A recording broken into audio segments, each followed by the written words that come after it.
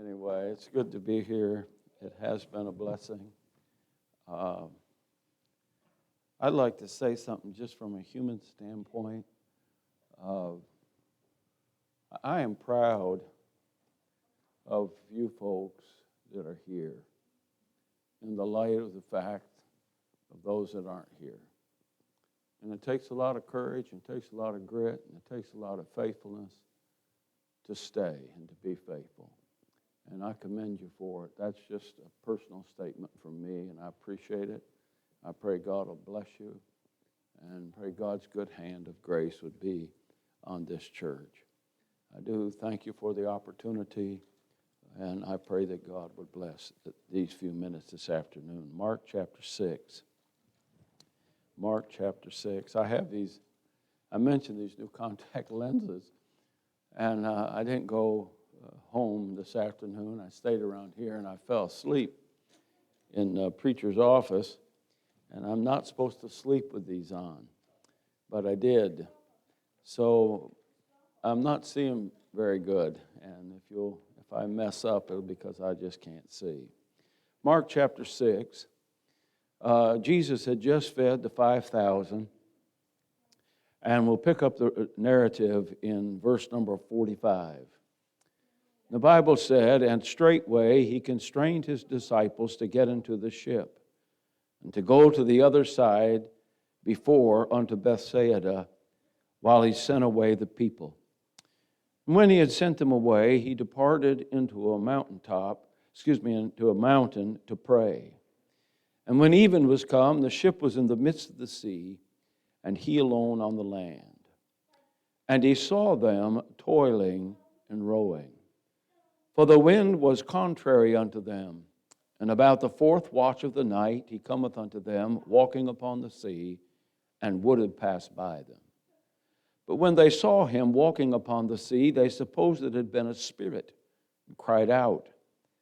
For they all saw him and were troubled. And immediately he talked with them, and saith unto them, Be of good cheer, it is I, be not afraid. And he went up unto them into the ship, and the wind ceased, and they were sore amazed in themselves beyond measure, and wondered." I put this, you may be seated, I put these little thoughts together a couple of weeks ago, and my initial title was, Why Not Just Quit? Why not just quit? And my thought that I want to talk to you about came from verse number 48, the little phrase, toiling and rowing. And then I came across this story. It's about a football coach by the name of P.J. Fleck. And Fleck was a high school star in the state of Illinois. He broke the record for the most touchdowns in one season in his high school that he went to. He's now the coach of the Minnesota Golden Gophers. But he started his coaching career under Jim Tressel there at Ohio State as an assistant, and then he went up to Western Michigan, Kalamazoo, Michigan. The first year he was there, he was 1-11. And within a couple of years, he turned it around. He was 12-1. And so he got the job at Minnesota. And the third year that he was there, he got 11 wins, which is very, very successful. But on February 9th, 2011, his infant son died in his arms. And he said this, "As you hold your son as he passes away, your whole life changes." And out of that tragedy came his mantra, his motto that he uses to encourage his football players. And he has it posted all over the locker room, row the boat. And so I thought I'd change my title to Just Keep Rowing. Now I want to talk to you this afternoon for just a few minutes on how to keep rowing. I want you to consider this. It says there in verse number 48, and he saw them. They didn't see him initially. They're out in the Sea of Galilee. They're in a storm. But he saw them. And I want you to consider, I want you to remember, never forget that he sees us. He knows our situation. He knows our circumstances. And he cares about us. You may not see him, but he sees you. I've been saved long enough to know that this is true. That if God brings you to a set of circumstances, if God brings you to a problem, he will bring you through the problem. It's hard to see. I've had very poor eyesight for all these years. I love to deer hunt and go out in the woods early in the morning. I couldn't hardly see anything. I have fallen in the woods. I've had all kinds of problems. And I've traveled down through life, and sometimes you can't see and you can't figure out what you're doing and what God is doing and which way to turn. But every once in a while, if you be honest, you can feel his hand in your back. You can feel his arm around your shoulder. You can listen to him as he whispers in your ear. Jesus saw them. You remember that guy that was sick? In the Bible, it's recorded in Mark 2 and Luke 5. When those fellas dropped him down through the roof. Jesus saw their faith. He didn't see the guy's faith.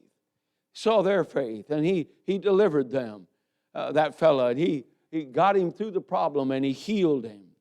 It's not us. It's not what we know and our ability that helps us. It's him that makes the difference. It's what God does in our lives. His eyes are always on us. Our problem is our eyes are on the circumstances. And we don't look to him. We're upset about the situation.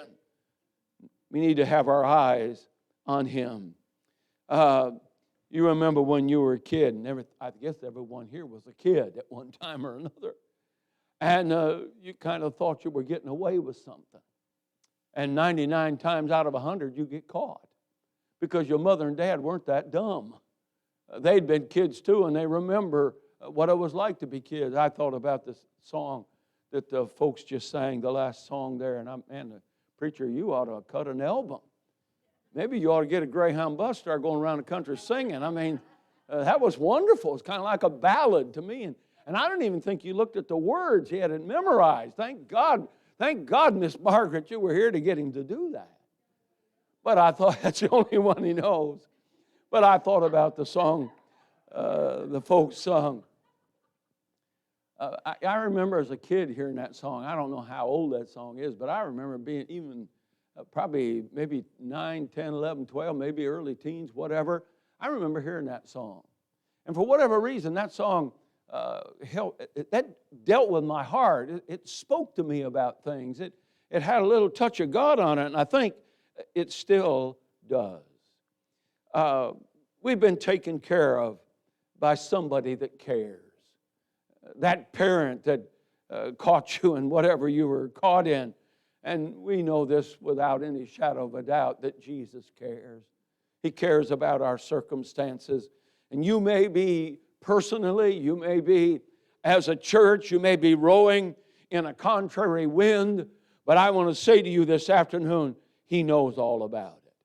Then I want you to contemplate another thing there in verse number 48. He said, he came in the fourth watch of the night. He cameth unto them. The fourth watch of the night, he cometh unto them. He comes to where we are to get us to where he wants us to be.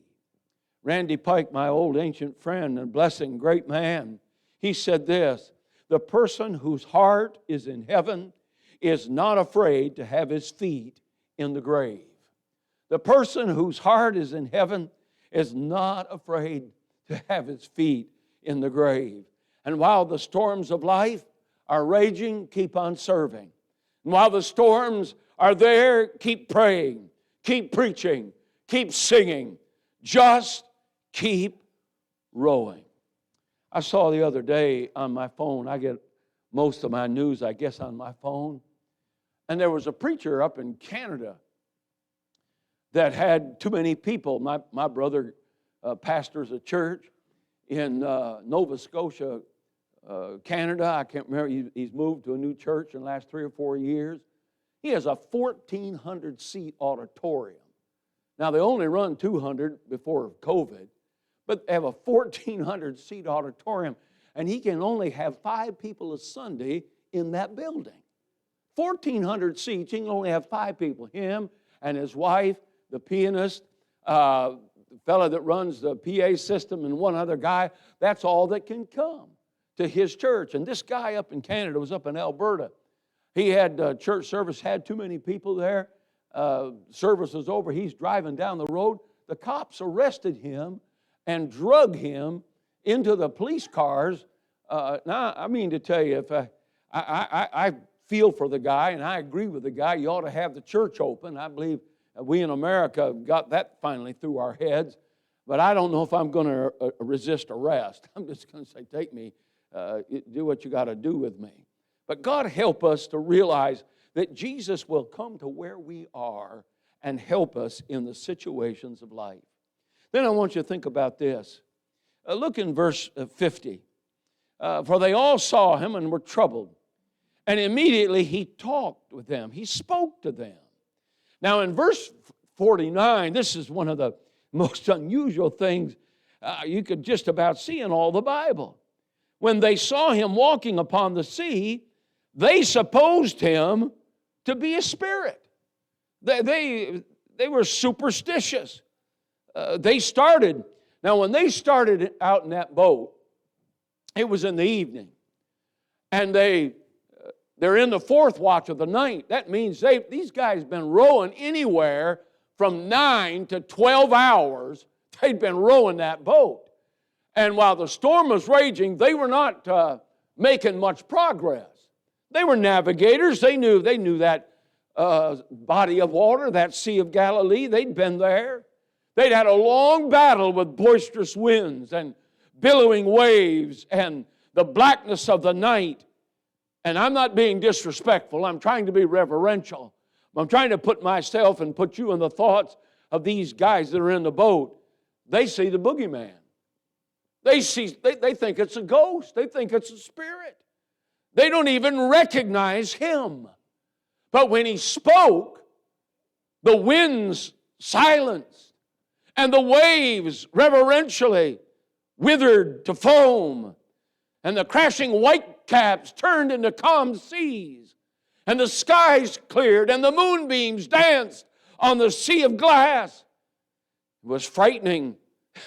This was probably a little frightening to them even. I mean, to go from this to that in just a moment of time. But then they heard that voice. There's not a born-again child of God in this room that every once in a while, in the darkness of the night, in the blackness and the difficulties, have heard that voice speak to that inner man. I'll take care of you. I'll get you through this. You're my child. There's 3 things. He said to them, be of good cheer. Those are words of expansive power. He said, it is I. Those are words of his special presence.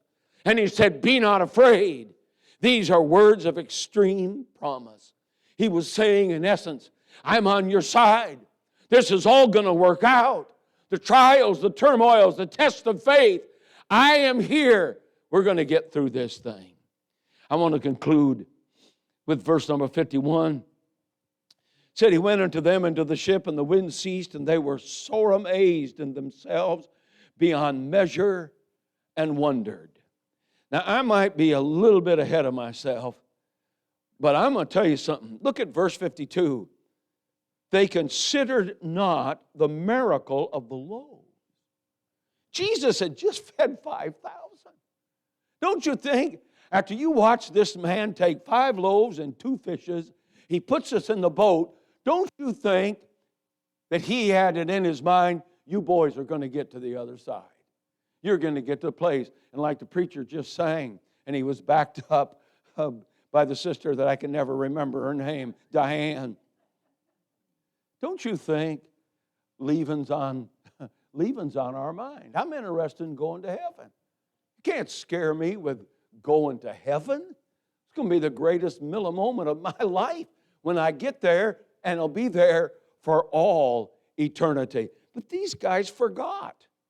I mean, and probably the worst part about it is the last 5 words in that sentence. For their heart was hardened. You know, a lot of people, they get a hard heart about the circumstances of life. And we need to remember that God is not only the God of the circumstances, but He's the God in our circumstances. And Jesus calmed the storm.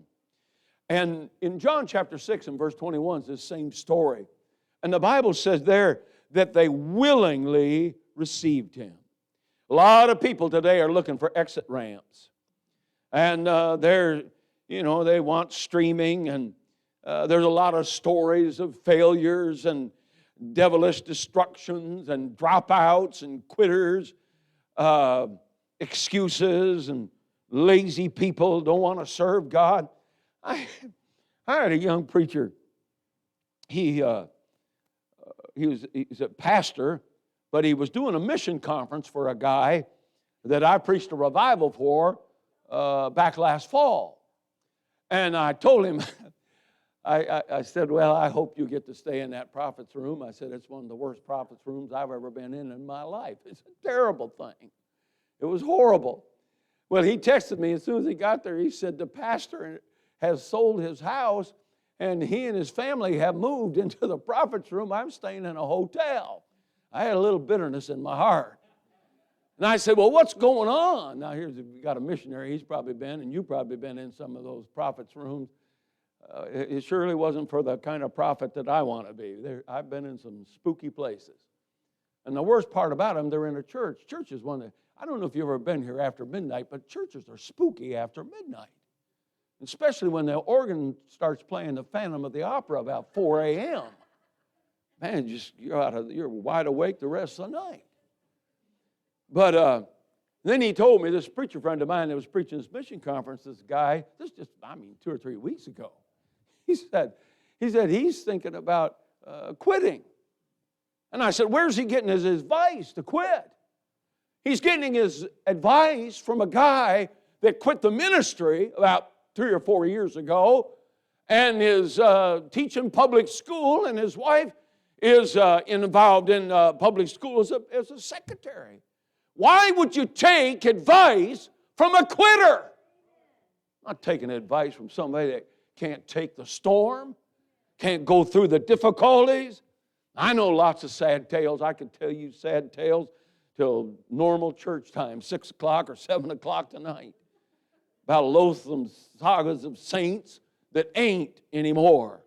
Life's road, you know this, has a lot of twists and turns and dead ends and Y's and curves and crashes and all that. But I'm going to say this evening, God deserves our very best. Our faith in Him. You know, Jesus said to Peter one time, "O ye of little faith. O ye of little faith."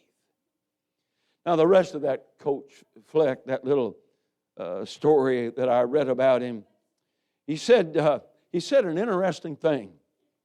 And I never thought about this when I initially got the little thought and then row the boat, and then I read about him and keep on rowing. He said, when you are rowing a boat, you can't see the future. When you're rowing a little boat with these, they got these oars and you're on either side, you can't, all you can see is the past. You can see what happened every once in a while. You can look ahead, so you don't run into something, but you can't see the future. And that's a positive thought. We don't know what God is going to do. I don't know what's going to happen tomorrow, but it's such a trite saying. I do know who holds tomorrow. It's in His hand. So keep on rowing. There's 3 parts to another sermon. I'm not going to preach it tonight. In a boat, you have an oar. That's the energy you bring to the situation. That's the effort that you make to stay faithful. Then there's the boat. That's the vessel of sacrifice. That's the church house. I am going to expend my energy in keeping the church, the boat, afloat. I think that's vital. And then the compass. The compass is the book that gives us our direction.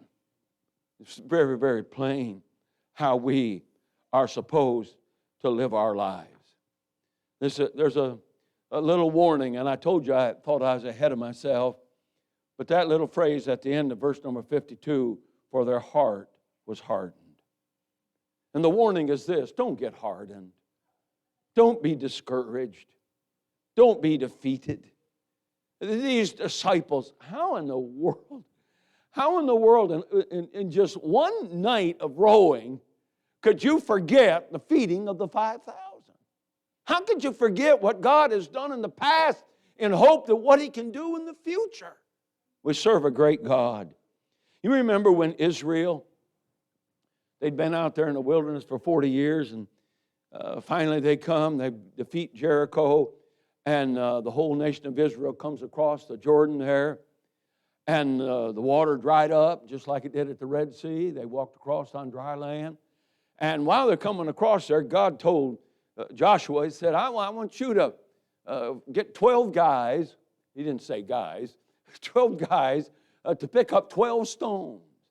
And I want them to take those stones out of the bed of the Jordan River and put them over on the other side.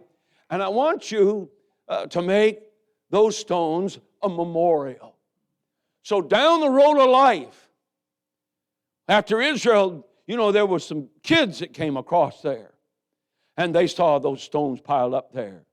And those kids grew up, and they had children, and they had grandchildren. And I would think every once in a while they would take maybe a child or maybe a grandchild and take them down alongside the Jordan River and take them to that pile of stones and say, here's a memorial of what God did. He brought us through the wilderness. He brought us to this place, this land of promise. Never forget what God has done in the past. I say to you, faithful folk that stayed here and have labored here and have given here and have worked here and have loved here and been blessed here. It says there in Joshua 4:11, and they, talking about those stones, and they are there unto this day. And I want to say to you, the same God that has brought you to this point is the same God that is here today. He'll never leave us. He'll never forsake us. May God help us to be faithful. I don't know. I'm probably a preacher. I don't know how many times I've preached in this church, and I do look back to see if I've preached sermons. I preach old sermons, and I preach whatever the Lord speaks to me about. But, and I may have said this before, and I'm done. My kid brother, Steve, he died here about, 7 or 8 years ago, just 59 years of age. And his first wife, she died, my goodness, she was just a 40-year-old girl when she died of leukemia, left him with 5 children. And I remember we had the funeral. My dad and I preached it. And it was our custom. My dad, I don't know, he never said to do it. Maybe he one time pointed me to do it. But I when we preached funerals together, church folks mostly, I would always stand at the foot of the casket, and he would stand at the head of the casket. And I remember standing there in my father's church. Steve's precious wife's in the casket. My boys are over there with their cousins. They're hugging each other, and they've got their arms around each other, and they're all crying. It hurt me worse to see my boys cry over their aunt than anything else. But the organist was playing, "Great is thy faithfulness, Great is thy faithfulness. Morning by morning, new mercies I see. Nobody's going to ask me to sing a special. But I looked over and my brother was sitting there. He was singing that song. His wife's in the casket. And I'm going to tell you something, when your wife's in the casket, when you have to bury a child, when the difficulties that come through life, you buried a wife, you can honestly and assuredly sing, great is his faithfulness. He'll help us through every difficulty, every circumstance, every problem. We're rowing sometimes in the darkness. We don't really know. We fear, and one of the saddest things, that whole story, when he shows up, they don't even recognize him.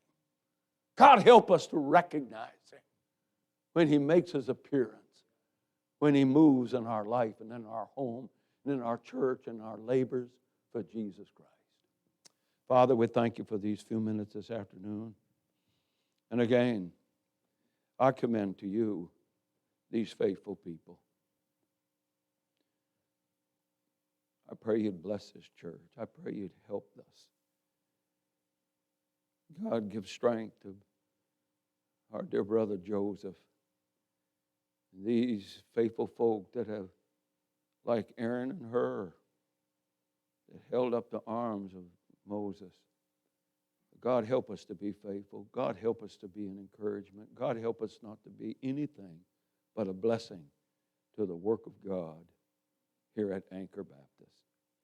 We thank you for our fellowship over the years. It's been nothing but a blessing to me and a joy. We've had good conversations. We've had good stories. We've had good fun and fellowship and lots of food. But I pray, Lord, that what goes on inside this room and behind this desk and the musicians that play, may we all make a concerted effort to bring honor and glory to the Lord Jesus Christ, and especially for what you've done for us. God help, in Christ's name, Pastor.